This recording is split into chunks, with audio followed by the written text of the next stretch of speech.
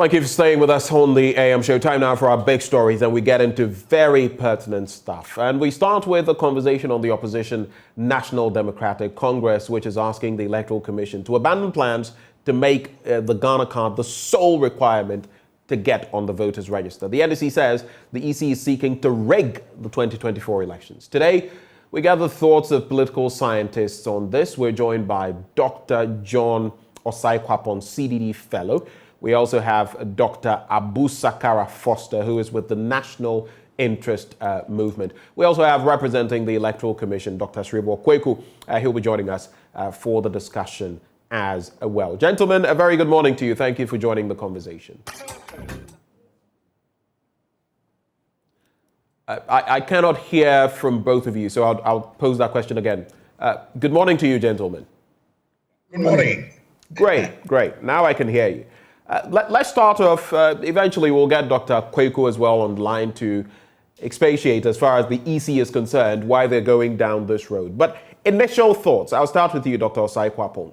Looking at all the dynamics when it comes to the Ghana card and what we've been told about many Ghanaians, numbering over 1 million, if you add those who have not picked up their cards to those who have issues with the cards or those who have not been able to go through the process.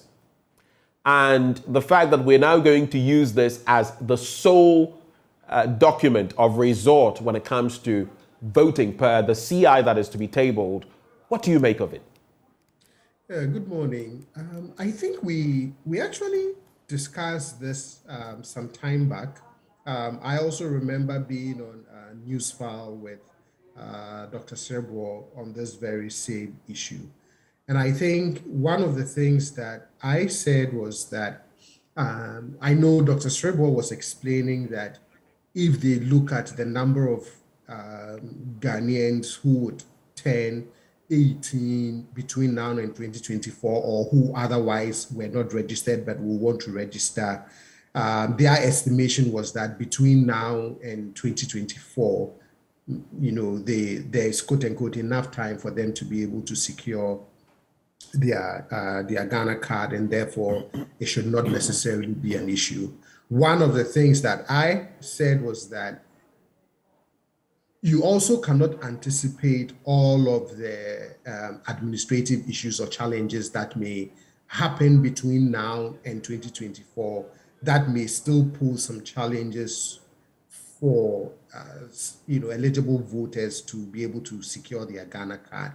And so when you juxtapose that against the fact that voting is also a very fundamental right, then I am of the opinion that the EC can consider some other acceptable form of ID in the event that an eligible voter is unable to produce their Ghana card the moment that they present themselves to be put on the voter roll. And I still maintain that position. I understand what Dr. Srebo was trying to explain that day, which was sometimes some of these voter registration exercises are characterized by quote unquote mischief on the part of political parties.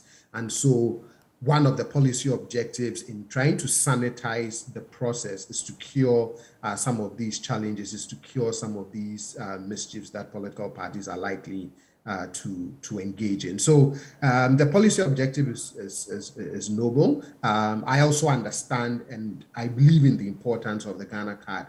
But as I've said over and over again, until that system is fully developed, vis-a-vis also the fact that voting is a very fundamental right, I would hope that there is some other form of identification that the Electoral Commission would find acceptable, so that an eligible voter can be put on the voter roll, so that in 2024 they can exercise that fundamental right to vote.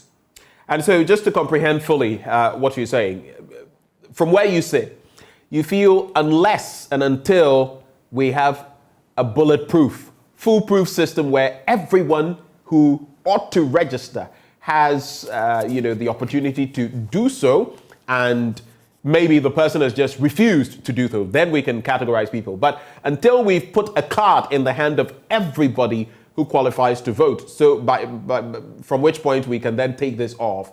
We shouldn't even be approaching this. Yes, I agree. That's my point, yes. All right. Let me come to Dr. Abusakara Foster. What was your thinking on saying? Your initial thoughts? Well, I think the first thing is to make it clear that this is not an NDC versus MPP matter or opposition versus ruling government matter. As my good colleague has said, it is a national target. We should aim, the Electoral Commission should aim to have a significant percentage of people who are eligible to vote having the national ID card. You can set that target for yourself. We can say, well, let it be 97% or 80% or whatever percent. But bear in mind that that percentage should not be so much that it can influence the outcome of the election, because we all know that the election is won by less than 2-3%. So we need to be aware that in trying to achieve a fair election, there should not be so many people disqualified or disenfranchised that if they were to vote, the outcome of the election would be different. So as an institution primarily charged with having free and fair elections, that should be our target before we even talk about whether NDC or MPP want the ID card or not. And as my colleague has said, that embodies the fact that it's a fundamental right to vote. So that's the first issue. The next issue is to say, well, what is really the driving force behind this demand to have the ID card as the sole one or not? What are the objectives? One is to ensure that you minimize the fraud. So that is a good thing. We all want that. But behind that, you could also say, although that may not be proven, that in an instance where we know the margin of winning is very small, for a party that has ability to win an election in 2 or 4 regions, it favors them if there's less people registered to vote than a party that needs to win about 10, 12 or more regions in order to win an election. And we all know the voting patterns in Ghana. We all know that in certain elections have been won by parties with just 2 regions. So in terms of inclusivity and broadening the representation of the vote, it is important that when a party wins, it has won because it has got the mandate over the entire area of Ghana, not just 3 or 4 regions. So for that reason, it is important that we have as many people all over the country registered to vote and qualified to vote, even if you insist on having the ID card. So that means that you must then set the threshold for allowing the ID card to be the sole instrument at a level where you are sure that nobody is being disenfranchised and that you meet the requirements for a free and fair election. So it's important because people will see this from different perspectives, and we have to ensure that nobody is being left out. And I would say that it is better to err on the side of including another document to make sure we achieve our objective than to preempt the fact that you will achieve that target, and then you pass the LI, you don't achieve that target, and then some people are disenfranchised, and then we spend our time arguing about the outcome of the election. Interesting points that have been made by the first 2 guests on this matter. Let me bring in Dr. Sribo Kweku, Director, Electoral Services with the Electoral Commission. He joins us via phone. Dr. Kweku, a very good morning to you, sir. Hello, Dr. Kweku. Good morning, my brother. It's a pleasure to have you. It's been a while. I hope you're well. I'm good, and I hope you're also good. By God's grace, I am. Let's start with this CI, this constitutional instrument. It's a bit hazy right now because we do not know the full details and it's not been laid before Parliament. But what is that crucial issue in that CI when it comes to voters and the use of the Ghana card? Can you just break down, give us a basic understanding? Okay, thank you very much, and my regards to your listeners. I think the first target of the CI is to ensure continuous registration. Let's bear in mind that we have already captured 70 million Kenyans on our register. The register that was used for 2020 election. So by our computation and statistically, about 450,000 people turn 18 each year. So from 2020 to 2024, a time that we will be concluding the register for the 2024 election, we are expecting to add 1.8 people onto the register. So what we are saying that the 1.8 people will be involved in the continuous registration. And we also believe that some So that's what 1.8 million people? Yes, 1.8 million people. So we believe that some of the 1.8 people already have the Ghana card. And if none of them have it, we are expecting that by the 2 years' time that we will conclude the register, these 1.8 people would have acquired the Ghana card. So all that we are saying is that 2 years that is available to you, get your Ghana card, and we will go to the registry office and you are not added to the 17 million, which is already there. And what are we trying to test? Or what are we trying to address? Everybody who have been following registrations in Ghana will realize that the tensions that crop up at the registration centers are related to who a Ghanaian is and who is 18. Basically, you will have the political parties, especially NDC, NPP, at each other's throat. You are not a Ghanaian, you are not 18. But we believe that if you have the Ghana card, then that issue is addressed. And once you have the Ghana card, we are doing continuous registration.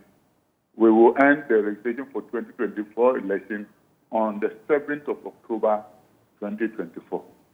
So you have more than 2 years. I'm referring to the 1.8 people. If they don't have the Ghana card already, you have up to October 2024 to get a card and go to the office, district offices where they want to register and have their names onto the register. The additional one in the CI is that one of the challenges that we have been encountering has to do with the ability to remove names of diseased people from the register. So once a while, we say that the register is included because we are not able to remove the name of disease. So this time around, we are also collaborating with the register of birth and death. So on agreed period, they will submit the names of all those who have passed on, and we will remove them from the register. And again, they are saying that they are now establishing unit branches so that they will also compare the names of diseased people and give it to them. So these names will also be made available to us. Then we will use it to expand their name from the register. So every other thing is the same as the existing CI91. All right. Thank you for that clarity. So just indulge me here. I just want to confirm. So according to you, and I'll walk you through all of what I've noted down, and you just confirm for me whether everything is correct. Your target through the CI is to ensure continuous registration. Second point, 450,000 averagely turn 18 every year. So per your approximation, about 1.8 million will turn 18 and hence require the Ghana card for registration in the process, which will be culminating on the 2nd of October 2024. 7th October, 7th. 7th October, yes, that's what I said. No, you said 2nd. No, I said 7th October 2024. Then, I'm sorry. And you say you are expecting that in 2 years' time, which will be 2024, you expect that every Ghanaian who qualifies would have got the Ghana card and then would be able to go through the registration process. Is all of that correct? Exactly so. All right.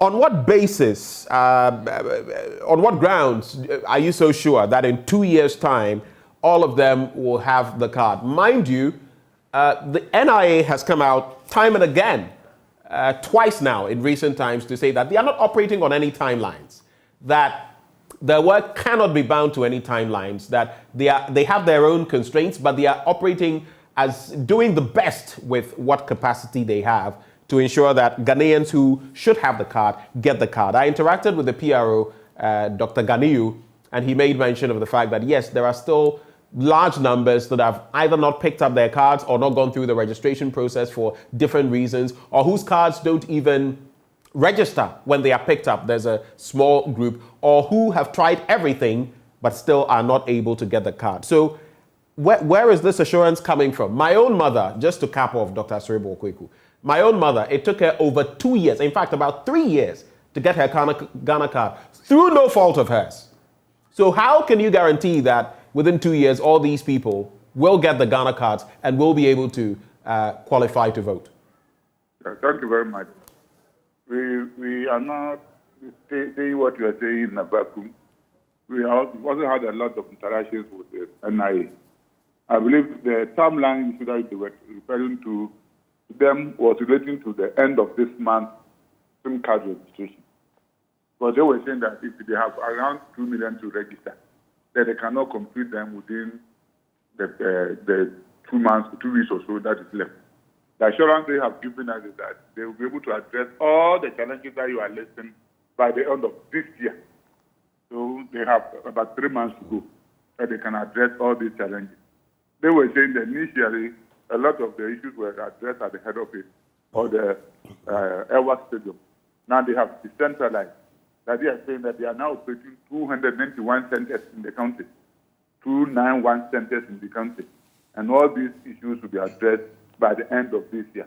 So if they are able to address them by the end of this year, that means that we have approximately 2 years again to address it. Nobody is saying they are not challenged. But how serious will we be as a country if we cannot use more than 2 years to address challenges confronting the education of Ghanaians? Then it means that our issues are serious. And you see, what we should also believe in is that in every life, you will fail if you don't plan. And if you are planning based on projection. So the data that we have and the assurance that we have is that all these challenges will be addressed by the end of this year. I'm referring to 2022. Then we have 2 additional years to conclude the registration. So we believe that no matter the challenges, they are surmountable. They can be addressed. And once they are addressed, we move forward. Dr. Kweku, so, and I noticed that Dr. Osai Kwapong wanted to come in. Gentlemen, just hold your thoughts. Dr. Abu Sakara Foster, Dr. Osai Kwapong, just hold for me. I want to get some very pertinent matters from Dr. Kweku before we proceed. So you're telling me that the NIA has given you some guarantees that by the close of this year, many of the constraints, if not all of them, would be addressed, so that we would have just about another 2 years, within which period everybody will be free to register, get their Ghana cards, and get enrolled on the voters register. Is that correct? And I always want to, in line with the figures we are putting across, we are not talking about Ghanaians, in line with the 1.8 people that we are referring to. Okay. My next question, why now? Why this push now? Over time, and of course, I would go back to 2008, the second round, which was determined by less than 30,000 votes, going all the way to 10. And how, like Dr. Osai Kwapong has mentioned, this is crucial because elections are lost by, plus or minus. One vote matters. One vote matters. Yes. I get that point, which is exactly what I'm saying. Nobody will be left behind. I can assure you. Nobody will be left behind. Exactly. But that doesn't depend on you, Dr. Kweku. It depends on the NIA. Let me give you an answer. That in 2020, when we were planning for the election, we said that everybody will have to be verified. But along the line, we read that we had about 5,070 people whose biometrics were not properly captured. We allow for manual verification. So we are saying that we want to go by the Ghana card. We are Ghanaians. We appreciate the responsibility given to us. So assuming we are getting to 2024 middle of the year, then, and we hear that there are a lot of people who are not captured. Just a matter of revising the law to allow those people to go through whatever means they want. But these are the people, should be people who have tried to get the registration, and the system is not allowing them, not those who are Ghanaian, last minute Ghanaian behavior. The people are there, they are not going there last minute to come and say that, apply this. So we appreciate everything. So we will not be so adamant that we know by the projection and assurance given by the NIA, we are getting closer to the close of the registration, and these challenges are still there. We will then come out with the modality to capture them. Dr. Kweku, why start up this process? And the opposition, the main opposition, NDC, is saying that, look, quash this now, even before it's laid before Parliament, because it's problematic. And that is the tangent on which I want to, go. Why give room to revise a law if there could be, serious problems, which could even result in, even if it's one voter who isn't able to vote? Why even go down on this path? That's what I'm saying, that we should always be patriotic in our activity. Are we happy that non-Ghanaians will come and take part in our election? Is that what we're looking for? So I believe that. Do you have proof? Do you have proof? Do you have proof then that non-Ghanaians have been voting? Since this is a claim that the EC has roundly refuted in the past. Let me give you an instance. You were in Ghana. If you remember, in Banda constituency, there were a lot of fight over there with some funny names. I don't know whether if I forgot it. After the compilation of the 2020 election, we arrested 6 people in a particular constituency. 5 of them were jailed within 2 days. Then 54 of them submitted their ID cards to the police that they were deceived into registering.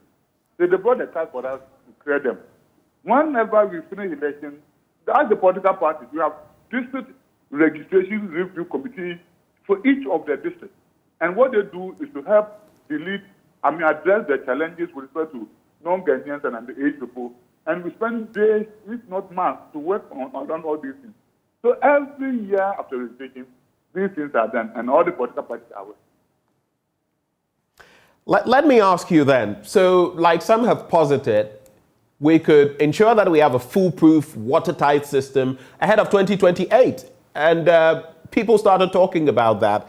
What will it take away if we did not use the Ghana card, which has its problems in terms of getting it into the hands of people, those who qualify to vote, ahead of 2024? We've had a system that has worked for us all the way from 1992. What will it take away if we don't use the Ghana card for this registration? My question is, why did we move from the opaque ballot box to the transparent ballot box?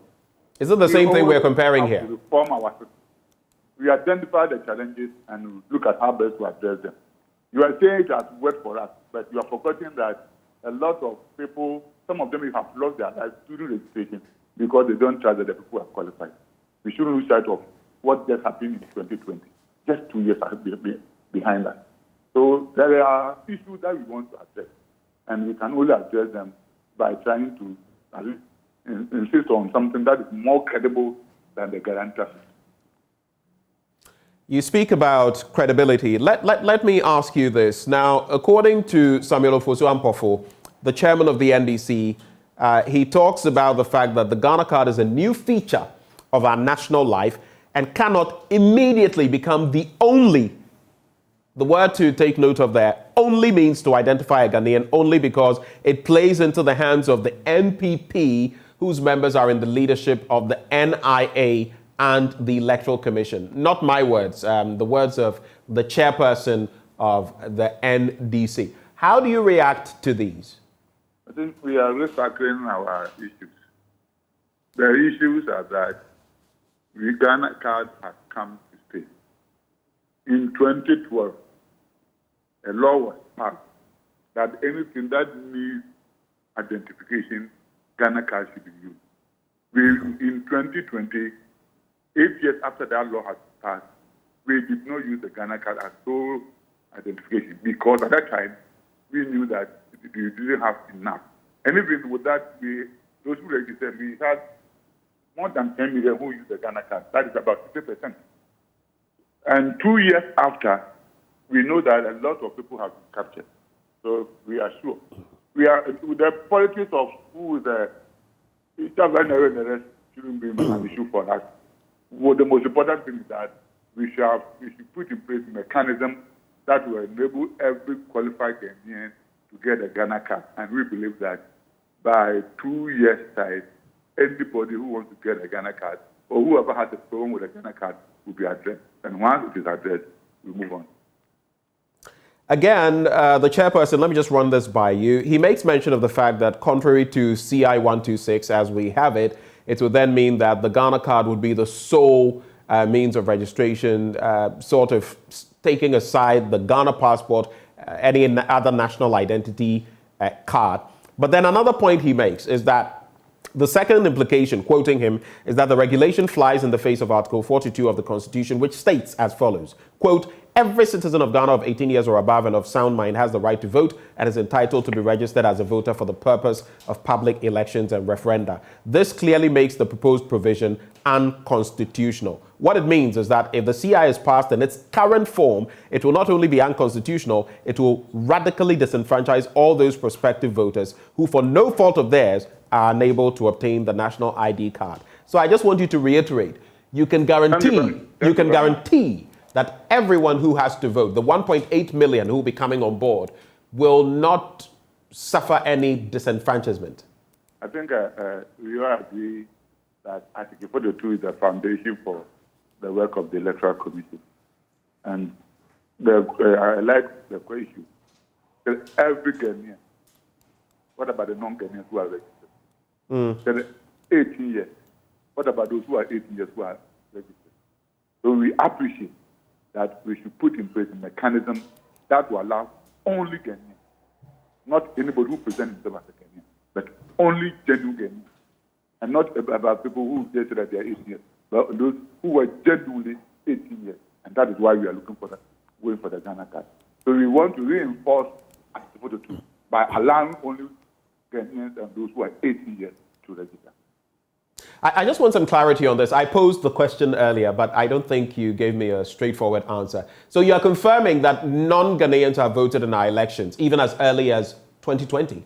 No, I think maybe if you heard me, I said that we spend days, if not months, by the district registration review committee to meet the people who oppose or challenge their registration to delete those names. So we have to spend a number of periods of our time to sit with the people who have been challenged to clear their names from the register, which is very tedious. That is what I'm saying. So, and I can't sit here and say that all of them were cleared. I can't sit here and say so. So, when you think that, anyway, we talk of Ghana card, it is not proof, but it will reduce drastically those people who are not 18 years and non-Ghanaians who try to register. That is what we are looking for. And we see, why are we happy that people who are not Ghanaians will come into our system and come and vote and decide our leaders? You and I, can we go to any other country? If you go to Kenya, I was there waiting for the election. If you don't have their national card, you can't register. If you go to the Francophone countries around us, that's what they call the card and pay. If you don't have the card and pay, you can't register to vote. So why can't we also adopt something that will help us?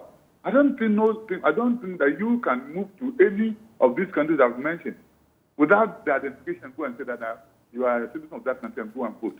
So let us all help our cause so that Ghanaians will vote for Ghanaian leaders.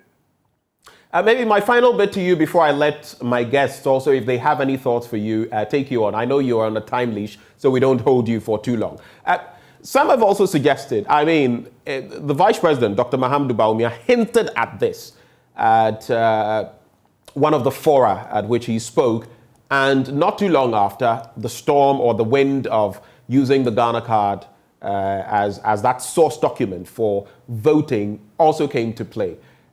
Some have suggested then that it plays into the politics of things and that maybe the EC should have come forth with it. But for the vice president to start the conversation and for the EC to then latch onto it creates a partisan coloration. How do you respond to that? I wish you ask all the political parties when the issue of the use of Ghana card started. It started immediately after 2020 election. So we have had a lot of IPAC meetings on this. The draft CI did not come up just recently. We started almost 2 years ago. So it's something that we have been discussing before the vice president came and made a comment on that. So we are not taking the lead from the vice president. If it's at all, then he started taking the lead from us. Because as the political party, that when did we start discussing these issues? So they have been there long before this time. But Dr. Kweku, do you find it problematic that not too long after the vice president says this, I mean the timing, do you find it problematic? He says it and then in a spate of months, we're going down this road. Is it unfair for people to say that, look, then there is something amiss? Maybe you didn't get my explanation. I said that if you ask the political party, we started discussing DCI almost 2 years ago. So it's not a new development that you can align it to the statement of the vice president. We started long before the vice president came in to make that statement. So we have our agenda, we have our program that we have been discussing. You can ask the political parties, you can ask Beth and Deto. It's something that we started discussing immediately after the election. It was part of our review program. So we started long time ago, not now. So that it would be like the vice president said it, that's why we are doing that. No, we started long before his statement. What is the EC going to do to prevent any dispute at the end of 2024's election? We've had 2 electoral petitions in this country. We've had disagreements about who has won which election and all of that. Analysts will tell you that we don't want to go down that road again because things could escalate. What is the EC then going to do? Assuming everything goes well, what are you going to do to ensure that the results you declare are accepted by everybody? What EC has to do is work in line with the laws of the country. The EC cannot stop anybody from going to court to challenge the results. As I speak to you, I think we had about 20 challenges to our parliamentary election from both MPP and NDC. Nobody stopped them. But the most important thing that did we do the right thing? So once we do the right thing in line with the law, anybody who wants to challenge can challenge it. Because you cannot, it's the right of the person. But the most important thing that the right thing should be done by the Electoral Commission. So that whoever wants to challenge the election will not have the ground to challenge it. So we cannot stop anybody, but we will go by the laws of the country and work according to the law.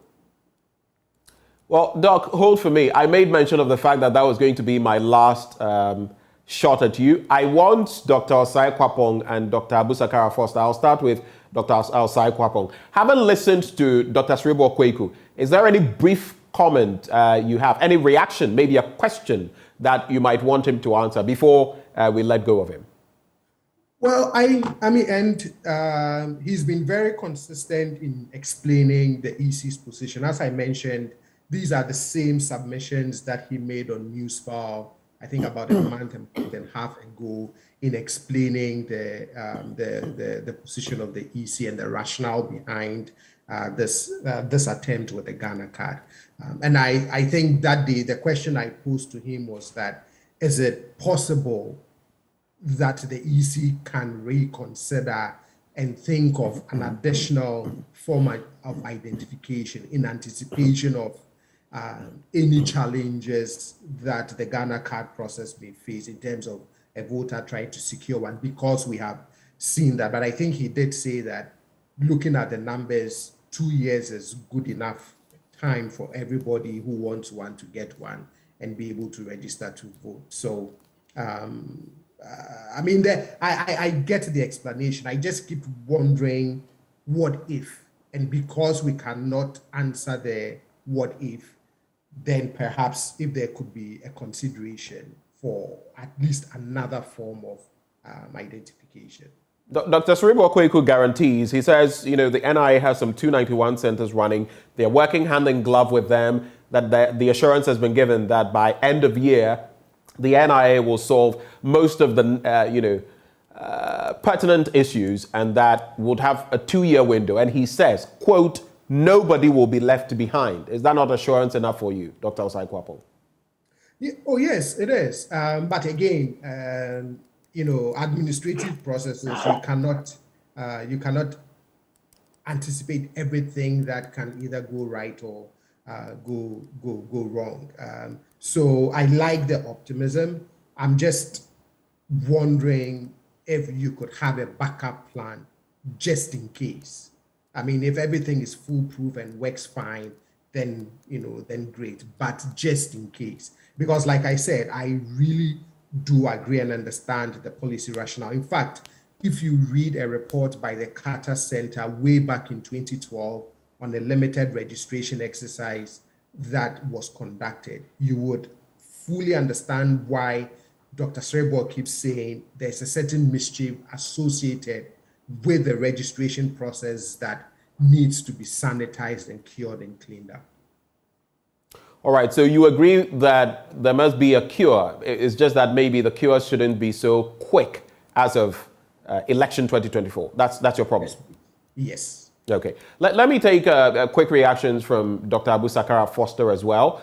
1.8 million people estimated to be affected in terms of getting on board the electoral register. Do you have any questions for Dr. Kweku? Yes, I think before I ask my question, I should say that 17 million people out of a total of potentially 19.1 million people as of now is a good effort. However, we should bear in mind that between now and 2024, there could be an additional, 1.2 million people added to that, if not more.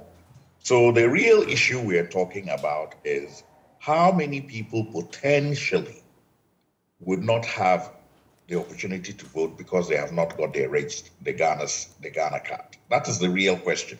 And if we focus on that question and not all the other issues, then we may find a way of either solving that problem or ensuring that we provide the leeway needed in case that problem is not solved. So if we are talking about 1.8 million people, I think that it is going to be more than that because you're talking of that as of now. So by 2024, it could be somewhere in the region of 2.5 going. Now, between now and then, how do you get these 2.5 million people added? You said you've expanded the number of centers. That is good. And you've said that, you're ensuring that everybody has the opportunity to register. That is good. But the question is, what is the time frame on that?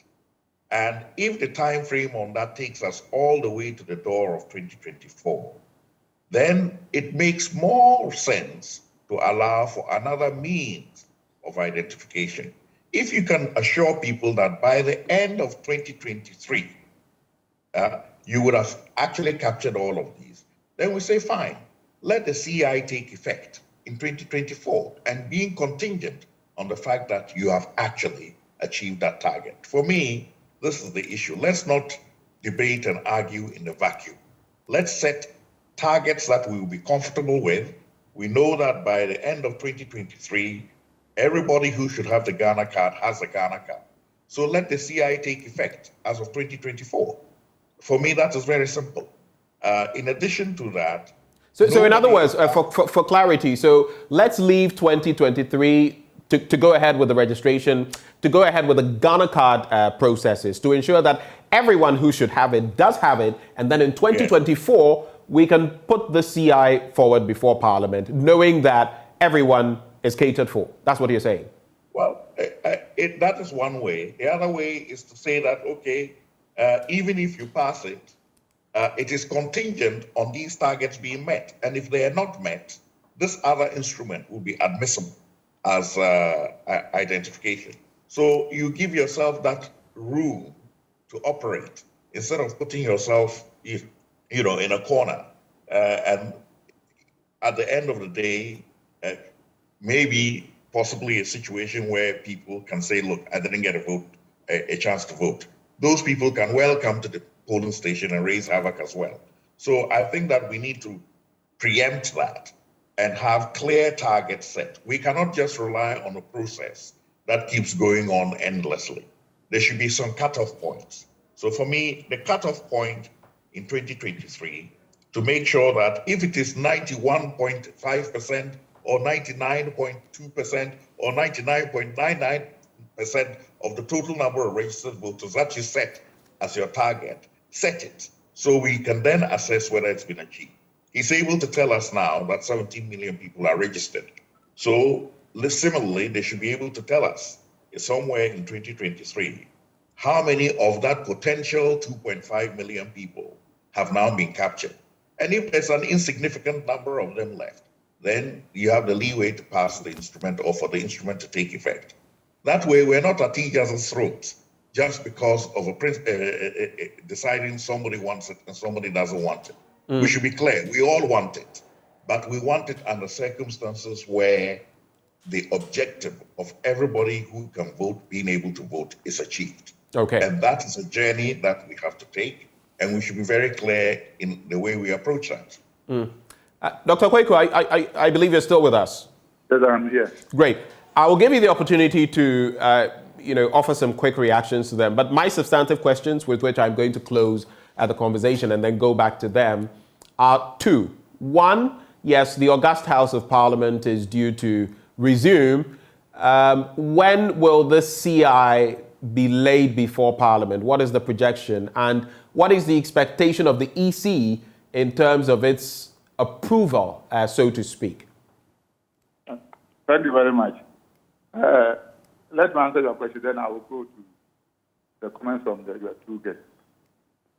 First, we have already met the Parliamentary Subsidiary Legislative Committee, explain our TI to them. Thereafter, they referred to the Budget Committee, which we are made to understand that it comprises the leadership of the various committees in Parliament. We have also met them. So the next step is that immediately we've also submitted it to the Attorney General Department for the drafters to draft it professionally. They have done that one too. So we are expecting that when Parliament resumes, we'll lay it before them. So immediately Parliament resumes, the draft is ready and we'll lay it before Parliament. Okay, so immediately Parliament resumes, the draft is ready. You lay it before Parliament, immediately it resumes. Exactly so. All right, right. And we know that when we lay it, all things being equal, within 21 sitting days, it should pass. So once it's passed, then good. Then coming to Dr. Foster. So my apologies. You say within 21 sitting days, you are hoping it will be passed. You know about the dissenting views of Parliament, and you know about the numbers in Parliament as well. The opposition is saying they don't subscribe to this. You're still hopeful that this will see the light of day. That is our expectation. Right. Then come to Dr. Foster. Maybe you didn't get my figures right. I said that every year, 450,000 people will turn 18. So as of now, our projection is that 2 years after the 2020 registration, we are expecting that 900,000 people matured into 18 years. Then, given 2024, but that's 4 years after, 4.5 times, 450 times 4 will be 1.8. So the 1.8 I was referring to is by the time that we go to register in 2024, not right now. So our projection is that we have 1.8 people to add up to the register by the time we close the register in 2024. Again, the reason why I'm referring to the 7th October 2024 is that in the CI, it is saying that it is continuous registration, meaning that any time you are ready, you can go to our district office to register. But the caveat is that if you register less than 60 days to an election, then you will not be part of that particular election, even though you be registered. Because we need to close the register and prepare the provisional register for the political parties and others. So if you get your name onto the list less than 60 days to an election, you cannot be part of that particular election. That's why we are referring to it. Then again, he was saying that again, I'm sorry, I'm interjecting. But what does that mean? Does that mean that so up to around October the 7th, everybody who wants to vote should have registered, because then you have November the 7th, December the 7th, which would be 60 days. Does it mean that anyone who registers after October the 7th will not qualify to vote? That is 2024. Exactly. Right. That Okay. is what is in the law. Right. Please go ahead. Then, yes. Again, so we are doing continuous registration. So from what he's saying that you can now activate control registration 2024, it's still the same thing. Because we are doing continuous registration. So what we are saying is that any time you get your the card, up to 7th October, you can go and register. So if he's saying that you can activate the law in 2024, it is the same issue that we are talking about. I mean that the time that he's talking about will still be part of the time that anybody can register. So we are saying that once the law is passed, we roll it out, and everybody has more than 2 years to get a Ghana card. Once you get a Ghana card, you go to the center, you are no added. So I think that addresses the concern by your two. Any final words before you take leave of us, Dr. Kweku? Come again? I'm asking Dr. Kweku, any final words before you take leave of Yeah, us? so what I'm saying is that is planning. We plan based on projection. So my question to anybody who has a doubt is that what happens if NIA is able to capture everybody as planned? Then the issue of disenfranchisement will not be argument. So we believe in the system that we are planning around those projections, that everybody who wants to register will have gotten a card before we close our register in October 7th, 2024. So once that is achieved, then all these arguments will be moved. My apologies. Something else came to mind. I just might, if you would oblige me. Now that the NDC is still not on the IPAC, and you talk about how some of these discussions have been, tabled at the IPAC and all of that, do you have any plans of engaging them as they've started raising these concerns about the CI before this escalates to another level? Is there any other approach that the EC is thinking of using to engage the NDC and maybe other opposition parties on the back of this? No, I think with the exception of NDC, all the other parties are part of the IPAC that have been voting. And NDC, even though they have not physically attended the meeting, anytime we finish our meeting, we send them the minutes. And we also look ahead of time. So it's a part of the law that when the law is passed, we'll then meet a committee made up of the political parties and us and the service organizations. We call it the modality committee. And that modality committee will now discuss and plan the details of how the consultation will be done. That's why we have written to them. They have already nominated somebody to serve on that. So they will be part of the modality, which will now talk about the details of how the registration is done. You can't put everything in the CI. So the EC I just giving you what I've said. Then we'll come out with details. When do we start registration? Who qualifies to be there? Who will be the agent? All these things will be discussed and for the modality. And they have already nominated somebody. So we'll get there. Dr. Kweku, we're immensely grateful. Dr. Hello. Kweku. Who's on the line? Who's speaking, please? Abu Sakara Foster. Is it directed at Dr. Kweku? Yes, indeed. Dr. Kweku. Dr. Kweku. Amaran. Okay, all right. Go ahead. If it takes only 21 days to lay and pass the instrument, what would be wrong with waiting until 2023, last quarter, and give us the definitive figure of how many people you have actually got registered now as a percentage of the people eligible to vote, and say that now that we've achieved this, then we will pass this instrument and it will be passed before the end of 2023. What is wrong with that process, as opposed to anticipating that you will have done it and therefore you want it passed now? That is really the difference in the question that I posed. Any reaction, Dr. Kweku? Yeah, so it's like what I've said already. We are saying that we have up to October to compile the register. And as I think I said it again, that the projection is that by the end of this year, they will have addressed all the challenges. Even if they are not able to address, They have 2 more years to address them. Unless somebody is saying that the challenges are not surmountable, which we don't believe. We believe that they are surmountable. That is why we have 2 years plus to get your name onto the register. So no matter the challenges, we'll go around the challenges. And by the time that we close the register in 2024, it will still be there. It's not the issue of maybe like previous time that we set this and the date expires, you cannot get your name on it. Once you open for continuous, it is going to be open up to October 2024. So whether you pass the law now or pass the law 2024, that's talking of, it will still be the same story because you have to get your name on it before the close of October 2024. So it will not make any difference. Dr. Kweku, we're immensely grateful for your time. Dr. Sribo Kweku is Director, Electoral Services with the Electoral Commission. Thank you, sir. He joined us for the conversation. I'll take your summary comments to wrap, a minute each maximum, and we can take it from there. Dr. Osai Kwapong, wrap-up comments? Well, we can only hope that everything will go on smoothly and well. I know that there are still some unresolved issues, tensions between the NDC and the EC. I'm also hoping that those will get resolved before we get to 2024, because ultimately, I'm sure we all agree that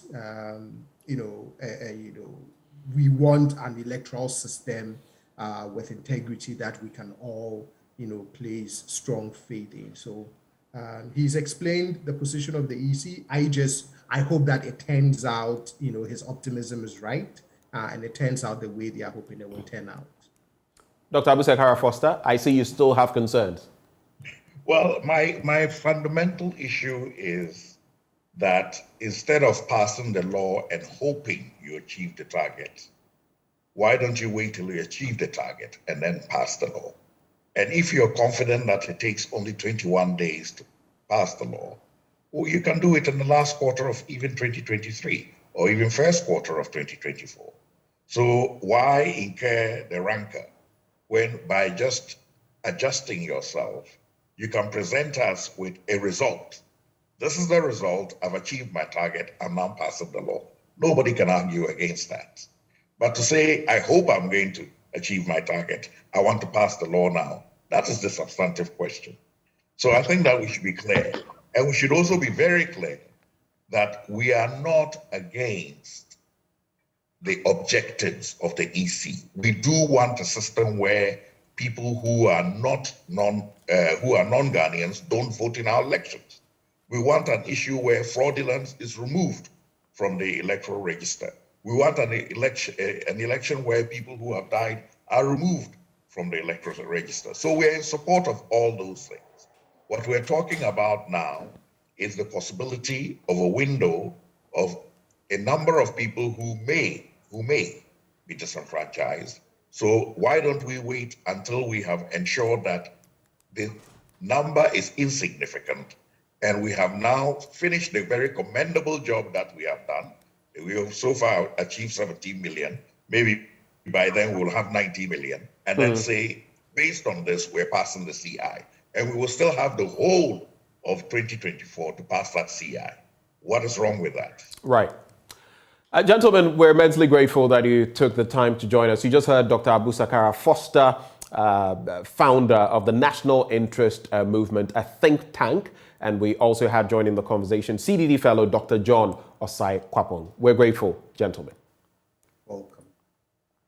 Thank you. Right. So moving on from that conversation, two crucial issues we're bringing your way next after the break. The first one would be taking you to the central region where the Tufuhin of Ekumfi Akwakrom has also been apprehended, apart from that pastor, in that dastardly act which led to the death of a 22-year-old nursing trainee. We'll take you to the central region for that. After that, we'll take you to the Upper West region, Wa to be specific, to get the latest on the developments there on the back of those killings of security officers. All of that right here on the AM show after the break. Stay.